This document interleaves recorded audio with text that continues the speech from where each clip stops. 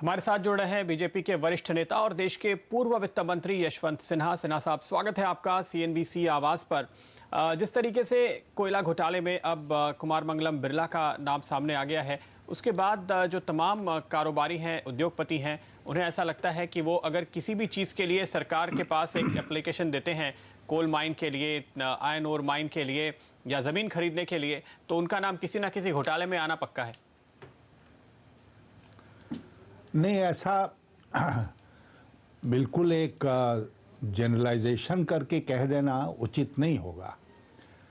देखिए, हर वर्ग में हर प्रकार के लोग होते हैं और ये कह देना कि नौकरशाह, सारे नौकरशाह ईमानदार हैं, सारे पॉलिटिशियन भ्रष्ट हैं, उसी प्रकार सारे उद्योगपति ईमानदार हैं, किसी वर्ग के बारे में ये कहना उचित नहीं होगा। हर वर्ग में ब्लैक शिप होते हैं। अब कल से जो घटना घट रही है, परसों से, मैं समझता हूं कि अंग्रेजी में एक ही शब्द वर्ड है और वर्ड्स हैं उसको प्रकट करने के लिए, और वो है थिएटर ऑफ द एब्सर्ड। ये जो कुछ हो रहा है, एक तरफ सीबीआई कह रही है कि हमारे पास पर्याप्त सबूत हैं और सबको मौका मिलेगा अपनी बात रखने का, लेकिन जो सीबीआई के कार्य पद्धति से वाकिफ हैं उनको पता है कि सीबीआई एफआईआर सीधे रजिस्टर नहीं करती है, पहले प्रिलिमिनरी इंक्वायरी करती है, पीई करती है, और उसके बाद जब साक्ष्य मिल जाता है तब एफआईआर करती है, उसके बाद फर्दर इन्वेस्टिगेशन होता है। अब इस केस में उन्होंने कुमार मंगलम बिरला और पारख को अभियुक्त बनाया है और सरकार के मंत्री ये कह रहे हैं कि ये उचित नहीं हुआ। अगर सरकार के मंत्री ये कह रहे हैं कि उचित नहीं हुआ, तो उनको पब्लिकली अपनी बात कहने के बजाय उनको प्रधानमंत्री के पास जाना चाहिए था और प्रधानमंत्री से कहना चाहिए था कि ये उचित नहीं हुआ, ये इन्वेस्टिगेशन जो है सुप्रीम कोर्ट के मॉनिटरिंग में हो रहा है, तो वो सुप्रीम कोर्ट में जाते। लेकिन पब्लिकली इस प्रकार का बयान देना और ये दिखाना कि हम उद्योगपतियों के साथ हैं, सीबीआई के खिलाफ हैं, और इस प्रकार की बयानबाजी से जो संस्थाएं हैं सरकार की, भारत के संविधान की, वो कमजोर होती हैं। इसके पहले इन लोगों ने, जब विनोद राय सीएनएजी थे, उनके खिलाफ बयान दिया। अभी हाल में मनीष तिवारी ने फिर बयान दिया कि उन्होंने भारत की अर्थव्यवस्था चौपट कर दी। मुझे लगता है कि अपना दोष दूसरे के सिर डालने के लिए ये किसी हद तक जाने को तैयार है। ये उचित नहीं है। सरकार के भीतर चर्चा होनी चाहिए। प्रधानमंत्री जी को कुछ कहना है तो वो तत्काल अपनी बात रखें देश के सामने। कुछ भी बात होती है तो हमने देखा है कि राष्ट्रपति ओबामा हो या ब्रिटेन के प्रधानमंत्री कैमरून हो या कोई भी, वो लोग देश के सामने आते हैं और अपनी बात रखते हैं। हमारे प्रधानमंत्री इनविजिबल हैं, उनको हम कभी सुनते ही नहीं है। विदेश जाते हैं तब हम सुनते हैं, देश में कभी उनको सुनते ही नहीं है। तो क्यों नहीं बोलते हैं प्रधानमंत्री? तो आपका क्या मानना है, अब इस मामले में क्या होना चाहिए? मेरा मानना यह है कि एक पुरानी कहावत है, let the law take its course. लेकिन लॉ अपना कोर्स ले, अपनी गति पकड़े, इसके पहले मैं ये कहना चाहूंगा कि ये जो षड्यंत्र, कॉन्स्पिरेसी की थियरी है, ये अपने आप में नाकाफी है। और पारख ने बिल्कुल सही कहा कि अगर उसमें 3 लोग इन्वॉल्व हैं, कुमार मंगलम बिरला जिन्होंने एप्लीकेशन दिया और फिर रिप्रेजेंटेशन दिया, या पारख जिन्होंने कोल सचिव की हैसियत से सिफारिश की, और प्रधानमंत्री डॉक्टर मनमोहन सिंह जिन्होंने उस पर अंतिम फैसला लिया, तो कॉन्स्पिरेसी में ये सारे शामिल होंगे ना। 2 ही लोग कैसे शामिल होंगे, लेकिन 1.5 लोग कैसे शामिल होंगे? जी, मैंने आपका एक इंटरव्यू पढ़ा जहां आपने कहा है कि how chits were received from Congress party headquarters in the PMO and PMO transmitted those instructions to the coal ministry for allotment of coal blocks. तो मुझे नहीं लगता कि आपकी जो शक की सुई है वो प्रधानमंत्री कार्यालय पे जाके रुकती है, आप तो इससे आगे जा रहे हैं। मैं बिल्कुल आगे जा रहा हूं, क्योंकि ये आम जानकारी में ये बात है। सीबीआई इसकी तहकीकात करे या ना करे, फाइलें गुम क्यों हुई? फाइलें, कोलगेट की फाइलें जो हैं प्रदीप जी, वो इतनी आसानी से कोई किसी भी मंत्रालय में फाइलों को रखने का जो सिस्टम है उसमें फाइलों को गुम नहीं होना चाहिए। आप 50 साल पुरानी फाइल खोजिएगा तभी मिल जाएगी। और ये मामला जो इतना संवेदनशील था, जिसमें पूरी जांच हुई, देश को पता चला, सीएजी का रिपोर्ट आया कि 1,86,000 करोड़ रुपए का नुकसान हुआ है सरकार को, तो उसकी फाइलें गायब हो जाएंगी। ये आम जानकारी की बात है कि उस काल में जब प्रधानमंत्री इस मंत्रालय के स्वयं मंत्री थे तो यही पद्धति थी कि चिट्स जाती थी कांग्रेस मुख्यालय से जब सौदा हो जाता था, और उसके आधार पर प्रधानमंत्री कार्यालय से कोयला मंत्रालय को इंस्ट्रक्शंस जाते थे किसको देना है किसको नहीं देना है। और ये बात खुलकर सामने आ गई कि सारा सिस्टम जो था अस्पष्ट था, ओपेक था, और जिसको ये लोग चाहते थे उसको दे देते थे। अब ये कुमार मंगलम बिरला वाली बात आप अगर देखें गौर से, तो ये कहा जा रहा है पारख के द्वारा भी कि इन्होंने अपना एप्लीकेशन 1994 या 96 में कभी दिया था, और इसलिए पहले दावेदार थे उस ब्लॉक के। बाद में नाइवेली लिग्नाइट का आया, लेकिन हम लोगों ने उसको इसलिए दे दिया क्योंकि वो पब्लिक सेक्टर कंपनी है। बाद में जब पता चला कि नहीं, कुमार मंगलम बिरला की कंपनी हिंडाल्को ने पहले अपना एप्लीकेशन दिया है, तो फिर बाद में उसको दे दिया। क्या नियम था, क्या कायदा था, क्या कानून था? 2G घोटाले में तो कम से कम ये दावा किया जाता रहा कि फर्स्ट कम फर्स्ट सर्व का सिद्धांत था। इसमें कौन सा सिद्धांत था? और कौन सी बात ऐसी सामने आई जिससे कि पहले फैसले को रद्द करके दूसरे फैसले पर आपने हस्ताक्षर किए?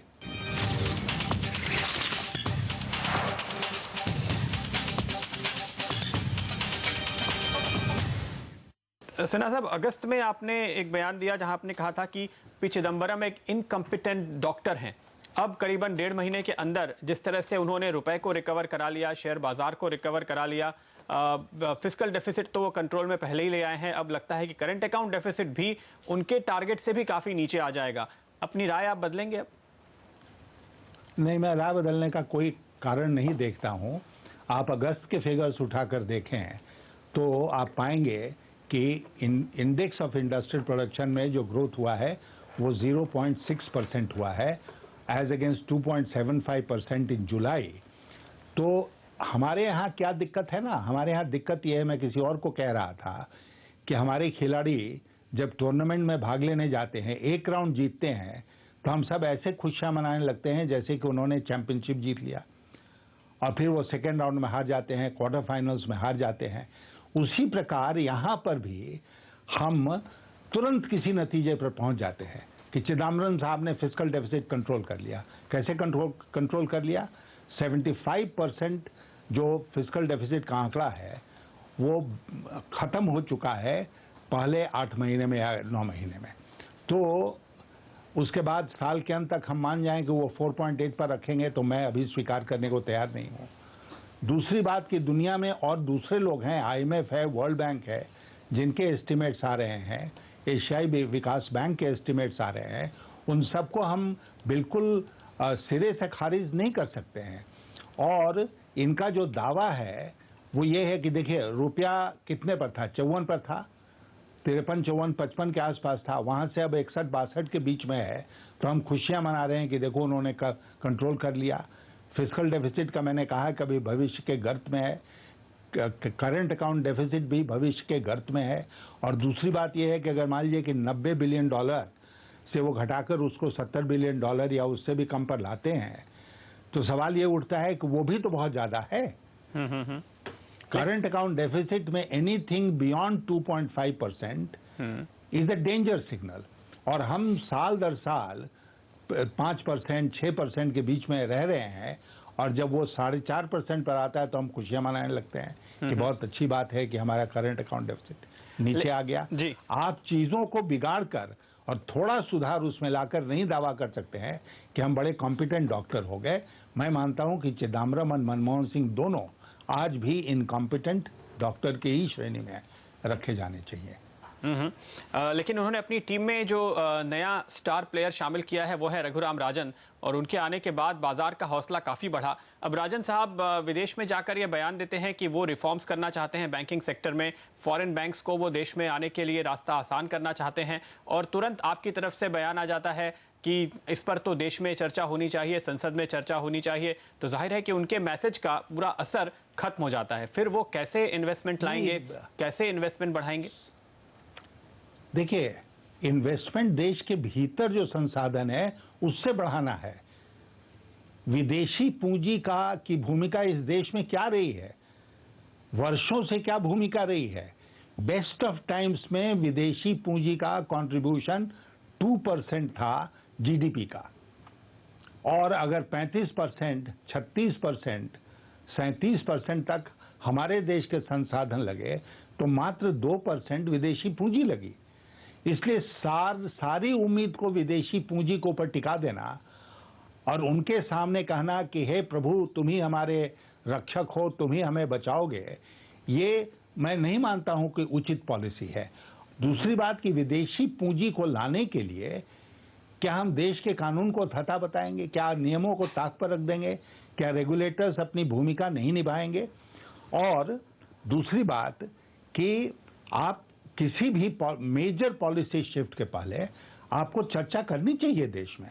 अगर हमारी तरफ से ये कहा गया है तो बिल्कुल सही कहा गया है कि आप वॉशिंगटन जाते हैं, वहां पर आप जाके कह देते हैं कि हम विदेशी बैंकों को खुली छूट देंगे। हम जानते हैं कि विदेशी बैंकों की हालत क्या रही है हाल के दिनों में। आप भी जानते हैं, मैं भी जानता हूं, रघुराम राजन भी जानते हैं। और 2008 का क्राइसिस इंडिया में नहीं हुआ था, 2008 का क्राइसिस अमेरिका में हुआ था। तो हम अपने बाजार को बिल्कुल रेकलेस होकर खोलेंगे, खास करके फाइनेंशियल सेक्टर में, तो आगे अभी ही अमेरिका में कुछ होता है तो हमारे ऊपर उसका बहुत बुरा प्रभाव पड़ता है। आने वाले दिनों में वहां क्राइसिस होगी, सीधे हम उस क्राइसिस को अपने यहाँ इंपोर्ट करेंगे। क्या ये सही नीति है? मैं मानता हूं कि सही नीति नहीं है।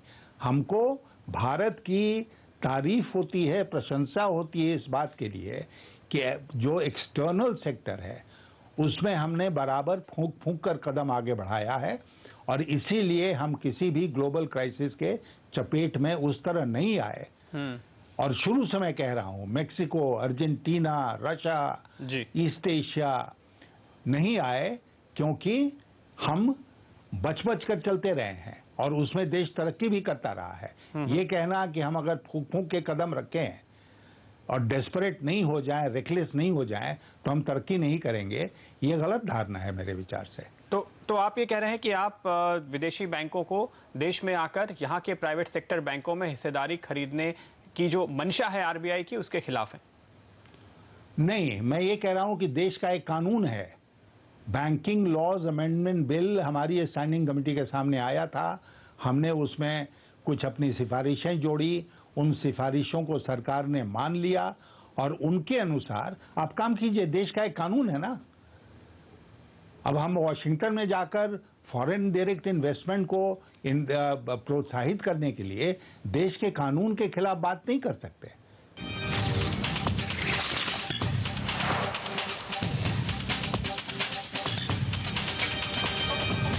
दूसरी जो अहम कोशिश यहाँ पर हो रही है सरकार की ओर से नए बैंकिंग लाइसेंस जारी करने की, यहाँ पर भी आपकी जो अध्यक्षता वाली पार्लियामेंट्री कमेटी है उसकी ये राय निकल कर आई है कि आप कॉर्पोरेट्स को लाइसेंस नहीं देना चाहते। जी बिल्कुल सही है, और मैं आपको ये बता दूं कि ये यशवंत सिन्हा की राय नहीं है, ये कमेटी की राय है। और कमेटी जो है वो मल्टी पार्टी कमेटी है, उसमें मेजॉरिटी उन लोगों की है जो आज रूलिंग कोएलिशन में है, और सर्वसम्मति से यह हम इस निष्कर्ष पर पहुंचे हैं कि कॉरपोरेट्स को बैंकिंग लाइसेंस नहीं देना चाहिए। और उसके लिए हमने अपना जो हमारे तर्क हैं और जो तथ्य हैं उसको भी हमने अपने रिपोर्ट में पेश किया है, और साफ तौर पर हम इस निष्कर्ष पर पहुंचे हैं कि चाहे विदेशी बैंक हों, चाहे देश के भीतर प्राइवेट बैंक्स हों, वो फाइनेंशियल इंक्लूजन जो आज एक मूल मंत्र है हमारे यहाँ बैंकिंग का, उस फाइनेंशियल इंक्लूजन के क्षेत्र में उनका जो परफॉर्मेंस है वो बहुत ही कम है, बहुत पुअर है। और अगर हम बड़ी संख्या में उनको आगे बढ़ाते हैं तो फाइनेंशियल इंक्लूजन उनके माध्यम से अचीव नहीं होगा। दूर दराज के क्षेत्रों में वो बैंक नहीं खोलेंगे, गरीबों का खाता नहीं खोलेंगे, और इसलिए वही बात होगी जो पहले थी पब्लिक सेक्टर को लेकर कि जितना घाटे का सौदा हुआ वो पब्लिक सेक्टर करे और सारा मुनाफे का सौदा जो है वो फॉरेनर्स करें या प्राइवेट सेक्टर करे। ये आज की परिस्थिति में ये नीति नहीं चलेगी। दोनों के लिए लेवल प्लेइंग फील्ड होना चाहिए और जो आरबीआई के गाइडलाइंस हैं वो इक्वली अप्लाई करने चाहिए दोनों पर। लेकिन इससे संकेत ये जाते हैं कि अगर सरकार बदली तो ज्यादातर रिफॉर्म मेजर्स को पीछे लिया जा सकता है। रिटेल एफडीआई के मामले में भी यही सिनेरियो है और अब बैंकिंग लाइसेंस में भी। नहीं, बिल्कुल गलत ये सोच है। और मैं आपसे कहना चाहूंगा कि हमारा ट्रैक रिकॉर्ड है, बिल्कुल हमारी शिकायत होती है, कहीं कहीं किसी हल्के में हमारी शिकायत इसलिए होती है कि उनका कहना यह है कि अगर कांग्रेस धीरे धीरे रिफॉर्म्स बढ़ी तो हम जब थे सरकार में तो हमने तेजी के साथ रिफॉर्म्स किए। ये वो सारी बातें जो कि बाजार आपसे जानना चाहता था, लेकिन राजनीतिक नजरिए से जो कुछ एक चीजें सामने आ रही हैं, जिस तरह से हाल के तमाम सर्वे पे नजर डालें सिन्हा साहब, तो ऐसा लगता है कि हालांकि बीजेपी की सीटें और वोट शेयर काफी हद तक बढ़ने की संभावना जरूर है, पर तकरीबन 100 सीटों की आपको और मदद की जरूरत पड़ेगी। और जो पहले जिस तरह से एनडीए था अब उसकी तस्वीर पूरी तरह बदल चुकी है, काफी सिकुड़ चुका है। तो कैसे आप संभावना देखते हैं ये मदद जुटाने की? पहले तो मैं आपका ध्यान इस ओर आकृष्ट करूंगा कि श्री नरेंद्र मोदी जी की घोषणा के बाद जो सीटों में अंतर आया है, जो परसेंटेज ऑफ वोट्स में अंतर आया है, उसकी तरफ आप ध्यान दीजिए। दूसरी बात कि अभी तो लोकसभा का कैंपेन शुरू ही नहीं हुआ है। कैंपेन जब शुरू होगा तो इन दोनों में भारी इजाफा होगा, सीटों में भी और परसेंटेज में भी। इसलिए आज के दिन इसको मान लेना कि हम 160-165 सीट के पर ही सिमट के रह जाएंगे और हमें बाकी लोगों की जरूरत पड़ेगी, हम इसे आज के दिन स्वीकार करने को तैयार नहीं है।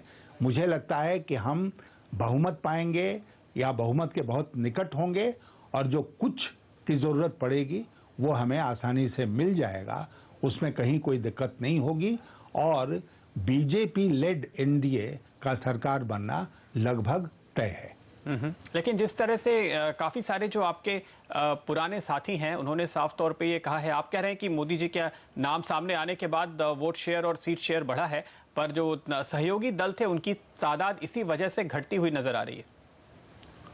नहीं, देखिए वो एनडीए जो था उस एनडीए में एक ही हमारा सहयोगी दल था जेडीयू, जो हमसे अलग हो गया। लेकिन जिसको अंग्रेजी में स्ट्रॉज इन द विंड कहते हैं, अगर उन पर आप ध्यान दें तो आपको लगेगा कि जिस बात को हम इतना बढ़ा चढ़ाकर पेश करते थे कि ऐसे हो जाएगा, मोदी जी के आने के बाद वैसे हो जाएगा, ऐसा कुछ नहीं हो रहा है। बीजेडी भी। और आज भी अनेक दल हैं जो कहीं ना कहीं पब्लिकली भी ये कह रहे हैं और प्राइवेटली भी कह रहे हैं कि उनको कोई परहेज नहीं है एनडीए में आने में। ओके, बहुत बहुत शुक्रिया सिन्हा साहब आपका हमारे लिए वक्त निकालने के लिए। Thank you.